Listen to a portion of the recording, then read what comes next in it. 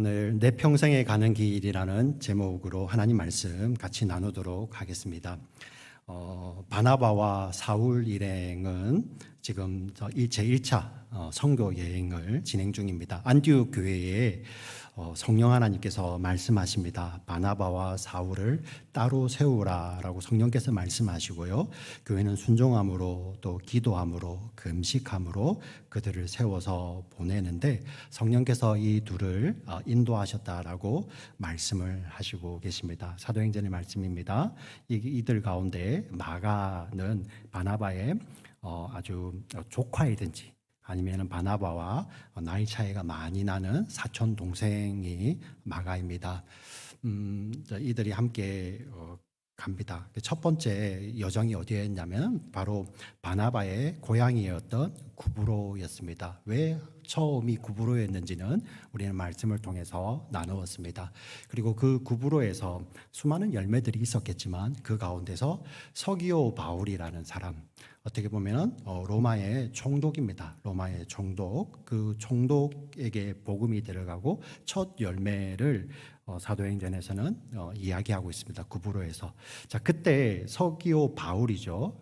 그 바울에게 누가 복음을 전했냐면은 바울이라는 사울이었죠, 그죠? 이 사울과 바울, 우리 사도 바울이라고 알려져 있는데요. 두 이름이 다른 것이 아니라 사도 바울은 유대인이지만 태어날 때부터 로마 시민권을 가지고 있었기 때문에 이름이 두 개였습니다. 우리 지금 여기에 있는 이 세 아이들이 영어 이름, 한글 이름 두 개를 가지고 있듯이 이렇게 사울과 바울이라는 두 이름을 가지고 있었는데 계속해서 사울이라는 이름을 쓰다가 드디어 이 구브로라는 섬에서 바울에게 복음을 전할 때 그 바울이라는 이름을 쓰고 있고요. 그리고 그때부터 이름이 바뀌어서 이제 끝날 때까지 다시는 사울이라는 이름이 등장을 하지 않고 바울이라는 이름으로 끝나게 됩니다. 첫 번째 바뀐 것이 이제 이름입니다. 그리고 오늘 읽었던 본문 13절에 두 번째로 사도행전에서 바뀐 것이 등장을 합니다. 여러분, 사울이라는 이름이 바울로 바뀌었죠. 자, 그리고 두 번째로 바뀐 것이 13절에 등장을 하는데 여러분 13절을 다시 한번 읽어볼 텐데 거기서 이렇게 뭐가 바뀌었지 하고 한번 이렇게 추정해 보시면 좋겠습니다. 13절을 다 같이 한번 읽어보겠습니다. 같이 읽습니다. 시작. 바울과 및 동행하는 사람들이 바보에서 배 타고 밤빌리아에 있는 버가에 이르니 요한은 그들에게서 떠나 예루살렘으로 돌아가고. 뭐가 바뀐 것 같습니까? 숨은 그림 찾기? 사도행전을 이제 앞에서부터 쭉 읽어보시면 순서가 바뀌었습니다. 사실 이 헬라 문학에서 어떤 사람들을 지칭할 때 순서가 굉장히 중요해요. 첫 번째를 누가 쓰느냐가 중요합니다. 왜 그러냐면 그들은 함부로 그냥 뭐 이렇게 대충 쓰는 것이 아니라 이 그룹의 리더가 누구인지를 보여주는 것이 바로 첫 번째 나오는 사람입니다. 그런데 우리 13장 13절 이 앞서에서는 항상 바나바와 사울이 그리고 바나바와 그 일행들이라고 소개를 했는데 처음으로 바울과 및 동행하는 사람들이 13절에서 리더십이 바뀐 것입니다. 자, 구브로라는 지금 섬을 떠나고 있습니다. 이 바보라고 번역되어 있지만 파푸스라는 구브로 서쪽에 있는 그 항구에서 배를 타고 북쪽으로 밤빌리아라는 곳이 있습니다. 밤빌리아 버가에 갑니다. 첫 번째로 이제 사도 바울이 이제 리더로 그 그룹의 리더로 등장을 하는데요. 첫 번째 일어났던 사건이 무엇입니까? 기록하고 있죠. 요한은 그들에게서 떠나 예루살렘으로 돌아가고 심각하지 않습니까? 저희가 4월 15일부터 22일까지 우리 교회가 여성교회 주간 비전 트립을 갔다 왔습니다. 참 은혜롭게 다녀왔는데요. 저희가 4월 15일부터 21일까지 우여곡절도 있었지만 그 가운데 만약에 4월 17일쯤에 우리 가운데서 누군가 한 사람이 턱 돌아온 거예요. 이러면 어떠시겠습니까? 네. 근데 그 일정은 또 굉장히 짧잖아요. 자, 근데 여기에 나오는 일정은 그런 일정도 아닙니다. 이 요한이 왜 돌아갔을까요? 네. 여기서 요한이 왜 돌아갔는지 대해서 학자들의 연구가 많이 있는데 그 가운데 중요한 이렇게 있음직한 정확하게 몰라요. 왜 돌아갔는지는 천국 가서 마가를 만났을 때 그때 당신 왜 돌아갔습니까? 물어보면 다 친절하게 답을 해주겠죠. 그때 알 수 있겠지만 학자들의 추론에 의해서 3가지 정도의 이유를 찾고 있습니다. 오늘 본문에 보니 요한이 밤빌리아 버가에 이르러서 배를 타고 예루살렘으로 돌아갔다라는 표현을 합니다. 원래는 어디입니까? 안디옥 교회에서 지금 파송을 받아왔어요. 돌아간다면 안디옥으로 가야겠죠. 근데 예루살렘으로 갔다라는 그것을 통해서 사도행전의 뉘앙스를 추정을 할 때 사도행전이 사실 이 한 인물 마가가 중심 인물인데 마가를 소개하기 전에 우리가 어린이 주일날 말씀을 잠깐 나눴었죠. 집을 먼저 소개하고 마가의 어머니를 먼저 소개했잖아요. 그렇죠? 어떤 한 중요한 인물을 이야기하는데 집과 어머니를 소개하는 어떻게 보면 굉장히 좀 마마보이 같은 기질이 있었던 것 같아요. 그도 그럴 것이 이 마가라는 사람이 살았던 곳이 여러분 예루살렘이 이 당시 예루살렘이 상부와 하부로 나누어져 있어요. 상부 예루살렘과 하부 예루살렘이 제가 이런 표현에서도 정확한 맞는지는 모르겠습니다. 좀 천지 차이라고 표현을 할게요. 상부는 아주 부자들이 사는 곳이었어요. 하부는 가난한 사람들이 사는 곳이었습니다. 물론 예루살렘에 살 정도면 그래도 다른 데보다 형편이 낫겠지만 그 가운데서도 상부는 어떤 곳이냐면은 심지어 다락방이에요. 다락방에 120명이 모일 수 있는 집이에요. 우리 달라시 여러분들 집 크잖아요. 네, 미국 오면은 깜짝 놀라는 게 한국 있다고 오면 집이 너무 커. 네. 근데 본인 집에 우리 교회 전체 120명 정도 초대하셔서 다락방에서 같이 모임을 가질 수 있는 그런 저택을 가지신 분이 계십니까, 여기?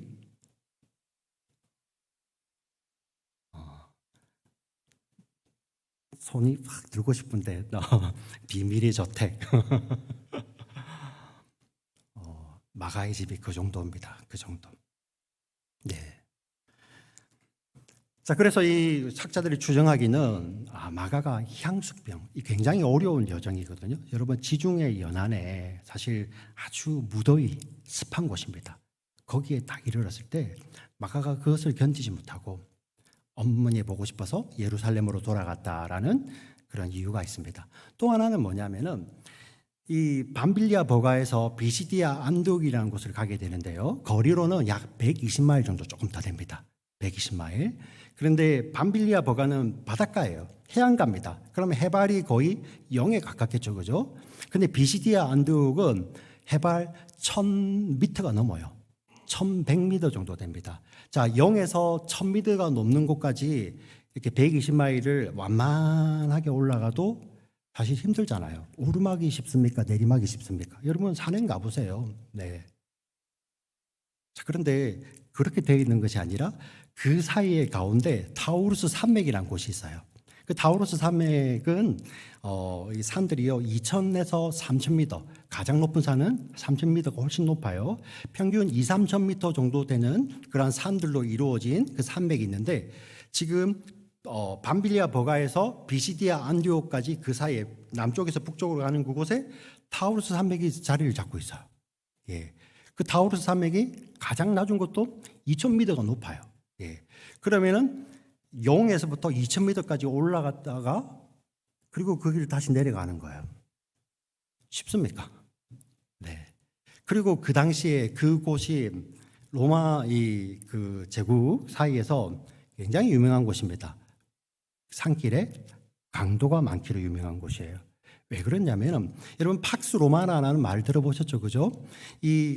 특별히 아구스투스, 옥타비누아스가 황제가 되고 나서 이 지중해 연안에 그 전에는 해적들이 많았어요. 근데 로마의 강력한 힘으로 해적들을 다 소통합니다. 그럼 해적들이 마음 잡고 올바른 일하고 살았을까요? 뭐 했겠어요? 바다에 안 되니 산에 들어가서 똑같이 하던 일을 바다에서 뺐던 것을 산에서 뺐겠죠. 자, 거기로 유명한 곳이 바로 그 길입니다. 그 길. 네. 마가가 알아요. 그래서 그 길이 너무 무서운 거야. 그래서 돌아갔다는 것입니다. 예. 뭐 이렇게 우리가 그럴 수도 있겠다 생각이 들지 않습니까? 자, 마지막 세 번째는 뭐냐면은 오늘 13절에서 보시면 바나바와 그 일행, 리더십이 바뀐 거예요. 리더십이. 자, 그전에는 자기의 삼촌이 리더였습니다. 그런데 갑자기 바뀐 거예요. 자, 여기서 두 가지 정도를 여기서 두 가지 정도를 추론해 볼 수 있겠죠. 마가의 입장에서는 우리 삼촌이 리더였는데 갑자기 좀 뭐야? 사실 풍채로 봐도 바나바가 훨씬 좋았던 것 같아요. 뒤에 우리 이 여행 가운데서 그 당시 사람들이 바나바와 바울을 보면서 바나바는 제우스라고 하고요. 바울을 보고는 헤르메스라고 이야기를 하거든요. 제우스가 주신이잖아요. 그죠? 풍채가 훨씬 좋은 거죠. 뭐지? 그런데 이 리더십이 바뀐 거죠. 자, 사람이 마음에 안 들 수도 있고요. 또 하나는 정말 밤빌리아 버가는 이 해안가잖아요. 그 굉장히 큰 도시입니다. 근데 오늘 본문에 보니까 거기서 복음을 안 전해요. 그리고 주변으로 보면은 안탈리아 그리고 시대라는 정말 큰 도시들이 더 있습니다. 거기는 안 가고 아까 말씀드렸던 2,000m 넘는 그 산을 넘어가서 3m 그 고원지대까지 그냥 가는 거예요. 그럼 바울의 결정이 마음에 안 들어서 돌아갈 수도 있겠죠. 우리 뭐 받아들일 수 있잖아요. 사실 뭐 크게는 3개, 그리고 마지막 거에 그 작게는 두 가지. 어느 것 하나 사실 뭐 우리가 이렇게 정확하게는 모르겠지만은 받아들일 수 있는데, 근데 중요한 건 뭐냐면 그렇다 손치더라도 돌아가면 안 되잖아요. 왜? 이 길은 어떤 길이었습니까? 성령이 인도하시는 길이었죠. 분명하게 말씀을 하잖아요. 성령이 바나바와 사울과 바나바를 따로 세우라고 말씀하셨고, 성령이 인도해 가시는데 그 가운데서 뭐 엄마가 보고 싶든 힘들든 아니면 정말 그 마음에 안 들든 그래도 그거는 완수를 해야 되잖아요. 그런데 돌아가 버립니다. 근데 저는 참 이 말씀을 묵상할 때마다 우리 어린이 주일 때도 잠깐 나누었지만 사실 너무 은혜가 되더라고요. 만약에 이 사건들만 끝난다면 마가는 그냥 어떻게 됩니까? 소명을 부리치고 도망간 존재로 끝나야 되잖아요. 근데 이 사도행전이 기록되었을 당시 첫 번째 독자들 입장에서는 이때가 언제냐면 이제 사도행전 AD 70년 이후입니다. 예루살렘 성전이 다 무너졌어요. 예루살렘 교회가 거의 건물에 모이는 곳은 거의 이제 와해가 됐습니다. 자, 그래서 이제 어떻게 보면 안디옥 교회를 중심이든 어떻게 보면 지중해 문화권 가운데서 디아스포라 교회들이 많이 있을 때 이 마가는 초대 교회의 아주 훌륭한 리더입니다. 교회를 세우고 예수 그리스도의 복음으로 하나님 나라를 증거하는 놀라운 리더이죠. 근데 이 마가가 이랬다는 거예요. 그러면은 우리는 알 수 있죠. 가운데 어떤 계기가 있었겠죠. 그죠? 그냥 에휴, 성령이 이끄시는 그러한 여정을 가면서도 그걸 도망가? 그렇게 하고 낙인 찍어버리고 다시는 교회에 발붙이지 말라, 이렇게 말하는 것이 아니라 어떤 계기가 있었다는 거예요. 그 은혜가 되더라고요. 사실 오늘날의 교회도 마찬가지잖아요. 부인이 신앙이 좋아서 남편이 따라오든지, 남편이 신앙이 좋아서 부인이 따라오든지, 심지어 우리 자녀들은 어떻습니까? 우리 특히 이민교회 같은 경우는 미국에서는 부모가 라이드를 해주지 않으면 못 오죠. 그렇지 않습니까? 그래서 부모가 라이드를 해줄 때는 잘 따라다녔는데 어느 순간에 자기의 자아가 딱 드러날 때 안 옵니다. 마가 같은 모습이 드러날 때 있죠. 근데 사실 우리 부모의 입장에서는 그러려니 할 수가 없는 게, 참 우리가 다 맡겨드려야지만 부모다 보니까 마음에 애가 쓰이잖아요. 이러면 안 되는데, 이렇게 세월 낭비하면 안 되는데, 만약에 이러다가 우리 주님 다시 오실 때 이 아이는 어떻게 될까? 그때 뭐 내가 책망받는 것을 떠나서 정말 우리 아이는 어떻게 되지 않은 그러한 마음이, 애타는 마음이 들지 않으면 부모가 아니죠. 그 이상한 거잖아요. 그럴 수도 있잖아요. 근데 오늘 이 본문의 말씀이 우리에게 은혜가 되는 것은 정말 하나님께서 마가를 그렇게 낙인 찍어버리시고 버리신 것이 아니라 어느 순간에 어떻게 예수님께서 그를 다시 만날지는 모르지만 그의 인생이 이제 선교지를 버리고 도망갔던 그 인생이 아니라 예수 그리스도의 복음을 위하여서 자기 인생 전부를 드리며 하나님 나라를 선포하는 마가로 어느 순간에서부터 신약 성경에 다시 등장하기 시작한다는 것입니다. 우리에겐 이 말씀이, 이 짧은 말씀이 우리에게 소망이 되는 것이죠. 이민교를 섬기다 보니까 한국에서 오신 부모님들을 여러분을 만나게 되세요. 어떤 어머님이 일본에 오셔가지고 이렇게 말씀을 하시더라고요. 자신도 교회를 나가고 딸들하고 먼저 교회를 나가셨는데 남편이 차를 태워서 교회 주차장까지 데려다주고 아내하고 딸들은 교회에 들어가게 하시고 이렇게 주차장에 기다리시는 거예요. 남편이, 딸들은 교회 가고. 근데 이제 1년 동안 그렇게 하셨대요. 1년 동안. 사실 마가와 거의 같은 모습이잖아요. 그런데 하나님께서 만나주시는 거죠. 사실 아까 제가 말씀드렸던 그 다 여러 가지 이 이유들은 어떤 게 정확한지는 모릅니다. 그런데 사도행전의 뉘앙스는 뭐냐면은 성령님이 이끄시는 그 여정 가운데 이유를 막론하고 마가는 돌아갔다는 것을 이야기하죠. 우리는 어떻게 알 수 있습니까? 그 전에 마가의 삶은 성령이 이끄는 삶이 아니라 그의 삼촌 바나바가 이끌었던 거죠. 그래서 바나바 하나 보고 왔는데 리더십이 바뀌자 그냥 돌아가 버리는 거예요. 예. 그런데 하나님께서 어떻게 하십니까? 그 삶 가운데 만나 주시잖아요. 오늘을 사는 우리들도 마가와 같은 순간들이 얼마나 많았습니까? 네. 하나님 만나 주시잖아요. 네. 저는 이 말씀을 이렇게 묵상을 하면서 그 어머님의 말씀이 생각이 나더라고요. 그 남편이 1년 동안 주차장에만 앉아 있더니 어느 순간에 하나님을 알게 되고 예배의 자리에 나와 있더라는 거죠. 마가의 인생 가운데 찾아오셨던 주님의 만남이 거기에 있는 것입니다. 오늘 우리 지난 주간에 우리 아이들이 이제 고등학교들도 아이들도 졸업을 하고요, 대학생들도 많이 졸업을 하였습니다. 사실 부모로서 뭐 다 만족하지 못하죠. 때로는 정말 이러한 선택을 좀 해줬으면 좋겠는데 그런 마음 드는 건 정상입니다. 그런데 오늘 이 말씀을 붙들면서 하나님 마가를 만나 주셨던 하나님께서 우리의 자녀들도 이렇게 만나 주시옵소서. 혹시 자기의 남편을 위해서, 자기의 아내를 위해서, 자기의 아버지 어머니를 위해서, 자기의 자녀들을 위해서 지금도 기도하시는 분 계십니까? 하나님 오늘 주신 이 말씀을 붙들고 하나님 마가를 만나 주시던 하나님께서 우리 사랑하는 남편도 아내도 우리 아버지 어머니도 우리의 자녀들도 만나 주세요. 이렇게 기도하시는 우리 모두가 되시기를 주님의 이름으로 부탁을 드립니다. 아멘. 아멘. 하나님 반드시 그 일을 하실 것입니다. 자, 그리고 이 가운데서 지금은 제가 이것을 마가의 관점에서 말씀을 드렸어요. 이제는 좀 짧게 또 한 관점이 더 있습니다. 바로 여기 누구죠? 이제부터 리더십을 행사하는 바울입니다. 사실 바울의 입장에서는 너무 황당한 거 아니에요? 자, 첫 번째 리더십을 행사했습니다. 그런데 첫 번째 사건이 돌아가는 거예요. 만약에 우리 교회 공동체에서 어떤 제가 부서를 맡았는데 정말 하나님께서 맡겨주셔서 감사합니다. 기도하면서 떡하고 그리고 부서원들을 같이 모았습니다. 하나님께 이렇게 하실 것입니다. 이야기를 하는데 부서원들의 첫 대답이 저 오늘부터 안 해요. 네. 자, 목장에서 같이 목장 모임을 하려는데 저 오늘부터 안 합니다.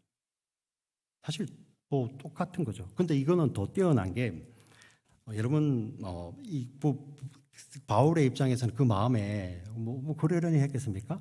여러분 잘 생각해 보세요. 책임이 막중하면 막중할수록 그 일이 잘 안 될 때의 부담은 훨씬 크잖아요. 여러분 그렇지 않습니까? 네. 그냥 뭐 있어도 되고 없어도 되는 일을 할 때는 그게 일이 좀 좌절될 때는 별로 부담이 없어요. 근데 지금 성령님께서 우리를 따로 세우셔가지고 인도에 가시는 길 가운데서 누군가가 돌아가 버려요. 바울이 웃으면서 갔겠습니까? 잘 가 마가? 네. 아니죠. 그 마음에 어려움이 있죠.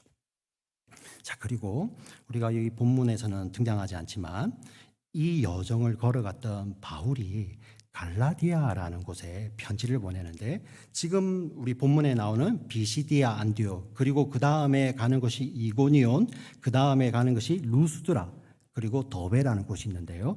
이 네 곳, 이 도시들인데 이 네 곳 도시들이 속해 있는 곳을 전체를 아울러서 뭐라고 부르는지 아세요? 갈라디아라고 부릅니다. 갈라디아, 남갈라디아.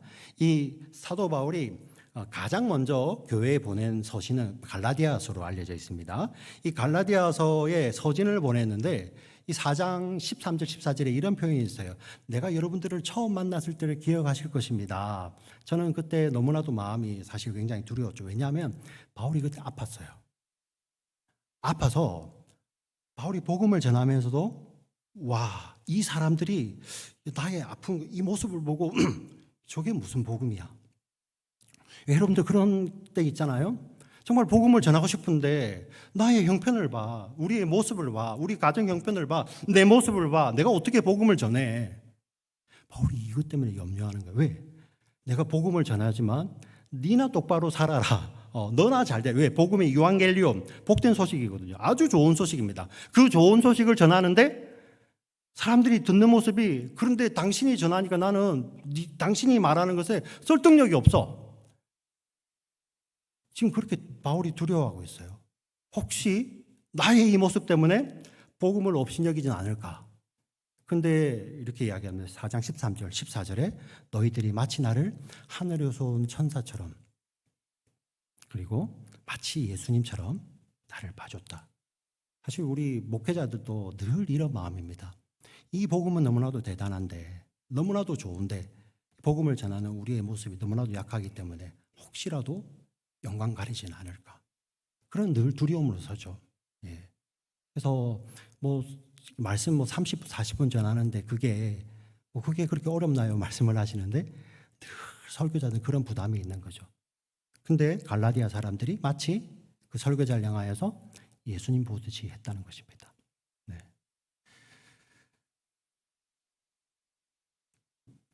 자, 그 아팠는데요. 또 여기서 학자들은 이 아픔이 밤빌리아 버가에서 얻은 풍토병인지 아니면 그 고산지대를 넘어가면서 거기서 얻었던 고산병인지, 네, 어떤 병인지 모르는데, 그런데 중요한 것은 사람들이 봐도 너 딱 아프구나, 그 정도라는 거예요. 자, 그 여정을 지금 걸어가는데요. 마음도 무너졌어요. 마음도 아픕니다. 몸도 너무나도 아파요. 몸도. 그리고 아까 말씀드린 대로 환경은 또 어떻습니까? 고린도 후서 11장에 가면 사도 바울이 편지를 쓰면서 내가 선교 여행을 다닐 때 이랬다 하면서 강에 배가 3번 파손하고 퇴장을 40에 하나 가만매를 맞기도 하고 강도의 위협을 당했다라고 이야기를 합니다. 사실 사도 바울이 2차, 3차, 4차 이 선교 여행을 갈 때 보면 그때는 로마가 닦아놓았던 모든 길이 로마로 통한다잖아요. 특별히 비아 에그나티아, 어떻게 보면 로마 군인의 어떤 그런 영향력이 있는 그러한 길들을 다녔어요. 복음을 전할 때. 그런데 학자들이 이야기한 것은 사도 바울이 강도의 위협을 이야기하는 것이 바로 지금 여기에 나오는 이 길이다.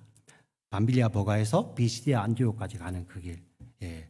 그냥 걸어가도 힘듭니다. 사실 지금도요, 거기 밤빌리아 버가 지역에서 비시디아 안디옥까지 차로 가도 4시간 정도 걸립니다. 4시간 정도. 그런데 거기서 2,000m 넘는 그곳을 이렇게 가죠. 이번에 과테말라 갔다 오신 분들 차로 우리 3시간 반 타고 4시간 정도 타고 들어갈 때 첫날 생각나십니까? 차로 가도 괴로워요. 근데 그 길을 그렇게 걸어서 거기도 그 가운데서 정말 이게 언제 강도가 나타나지? 그런 두려움 가운데 사실 이가 걸어갔던 여정이요. 보시면 몸도 아픕니다. 마음도 아파요. 마음이 무너져요. 그 막중한 사명을 맡았는데 처음 일어났던 일이 일행 중에 하나가 이탈을 해서 집에 가버린 거예요. 또 하나는 무엇입니까? 언제 위험이 닥칠지 모르는 그러한 두려움 가운데 환경마저도 너무 안 좋습니다.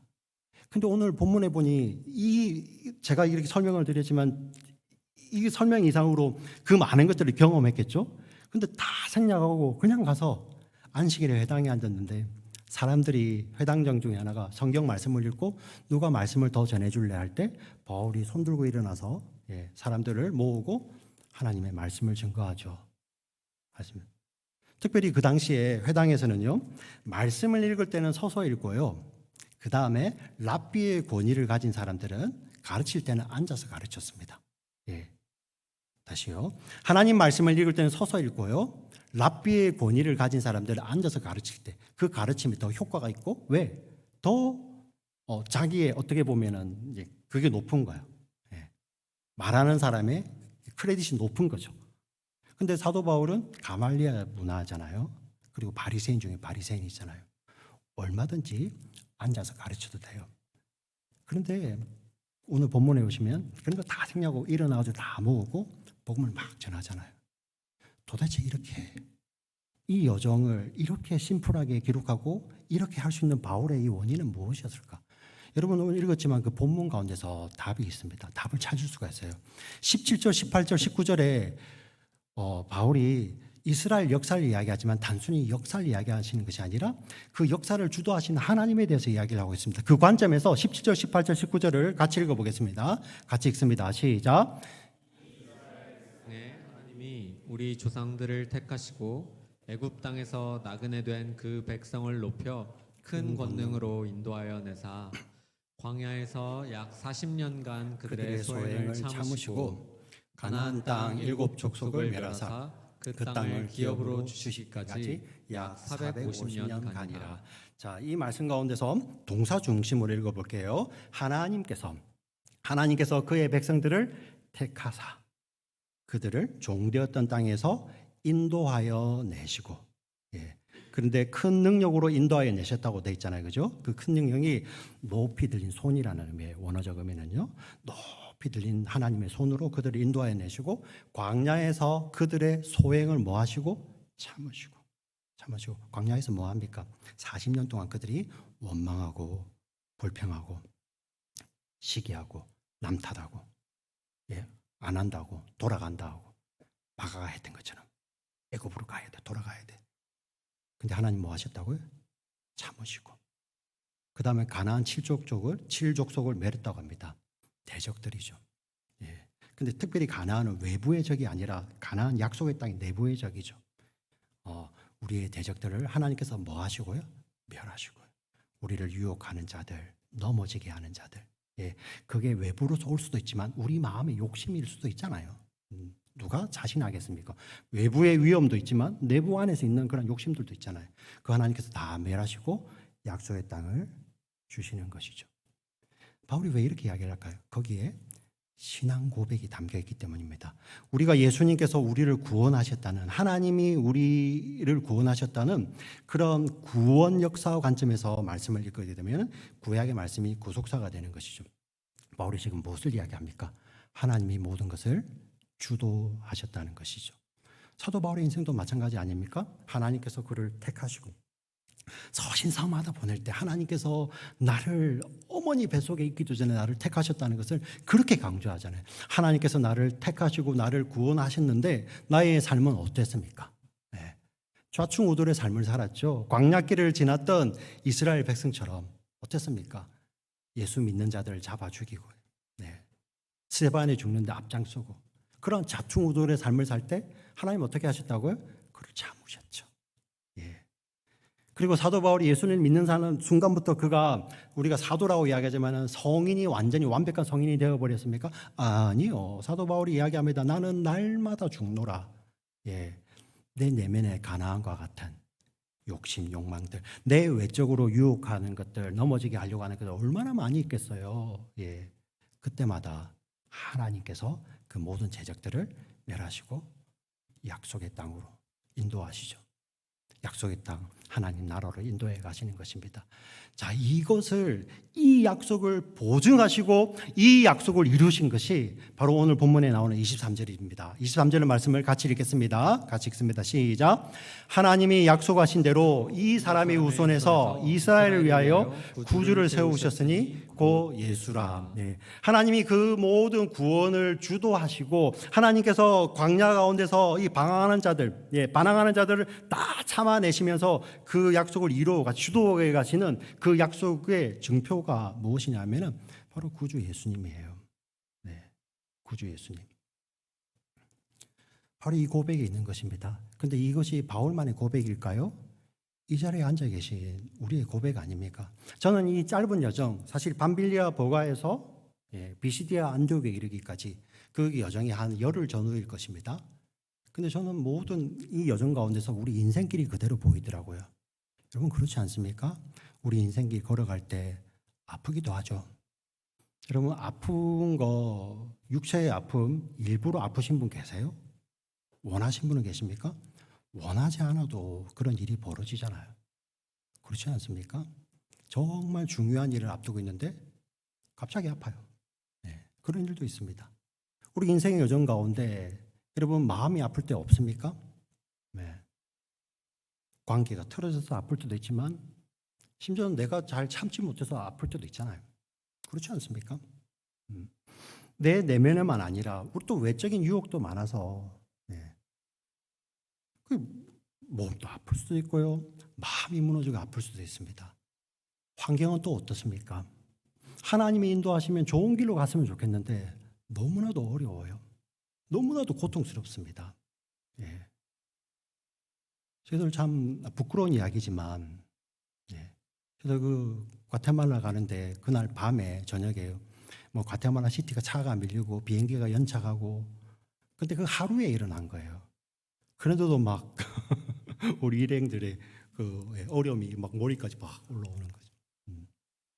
근데 우리 인생 여정은 길잖아요. 예. 그 가운데서 그런 일들이 없습니까? 우리는 어떻게 그 믿음의 여정을 다 갈 수 있을까요? 오늘 말씀이 답을 주고 있죠. 바로 하나님이 우리의 믿음의 여정을 뭐 하신다? 주도하신다는 것입니다. 하나님이 우리를 택하시고 우리를 인도하시고 우리가 때로는 실수하고 나가처럼 돌아가기도 하고 유혹에 넘어지기도 하고 예, 실수하기도 하고 때로는 원하지 않는 아픔을 겪기도 하고요. 때로는 내가 잘못된 선택으로 그러한 또 아픔 당할 때 있잖아요. 대가로. 근데 하나님께서 그때마다 뭐 하신다고요? 참으시고 참으시고 그리고 우리 속에 있는 그리고 외적에 있는 모든 유혹들 모든 어려움들 모든 대적들 눈에 보이는 대적들뿐만 아니라 영적인 대적들 내 내면에 있는 대적들 하나님께서 다 뭐 하시고 멸하시고 우리를 이 약속의 땅으로 인도해 가십니다. 그것의 증표를 우리에게 주신 분이 바로 누구입니까? 주 예수 그리스도. 이 약속의 보증은 변함이 없어요. 우리가 배를 타고 돌아가든 우리가 몸이 아프든 마음이 무너지든 환경이 막 미칠 것처럼 힘들어서 오늘 내일 막 이렇게 요동하는 그런 환경이 된다 할지라도 우리 믿음의 사람, 예수를 믿는 믿음의 사람들 눈으로 보면 그 길을 하나님이 주도하신다는 것입니다. 밤빌리아 보가에서 비시디아 안디옥까지 우리 사람의 눈으로 보면 몸이 아프고 마음이 무너지고 환경은 너무나도 참혹한 그 길입니다. 근데 영적인 눈을 들어서 보면 성령 하나님이 주도하시는 길이죠. 우리 인생도 마찬가지입니다. 이 자리에 너무나도 나는 너무 순탄한데 이런 분도 계시겠지만 정말 오늘 아침에 눈 떠보니 오늘 내가 예배에 나갈 힘이 없어. 이런 분 안 계시겠어요? 정말 오고 싶은데 오늘 그냥 유튜브로 드려야겠다. 늦잠 자서 유튜브로 드리는 게 아니라 마음이 무너져서 유튜브로 드릴 수도 있잖아요.